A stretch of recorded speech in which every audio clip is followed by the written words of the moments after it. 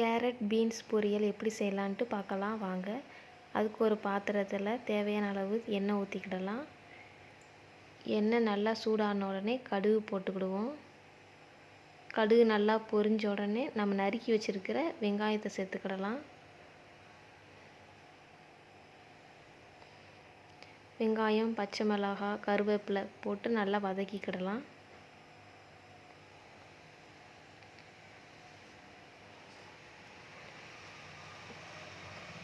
இப்போ எல்லாம் நல்லா வதங்கி வந்துருச்சு. இப்போ நம்ம நறுக்கி வச்சுருக்க பீன்ஸ், கேரட் ரெண்டையும் போட்டு நல்லா வதக்கிக்கிடலாம். தீ நல்லா சிம்மில் இருக்கணும், ஹையில் இருக்கக்கூடாது. இப்போ ரெண்டையும் நல்லா கலரி எடுத்துக்கிடலாம்.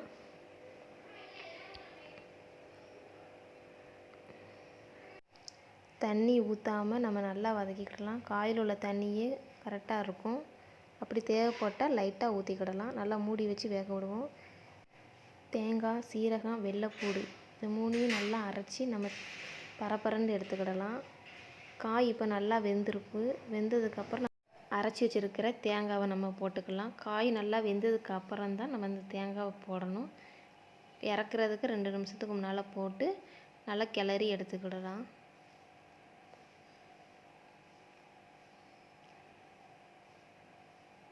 நல்லா கிளறியாச்சு.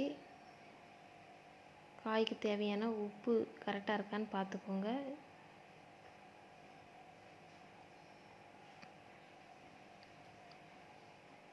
கேரட் பீன்ஸ் பொரியல் ரெடி.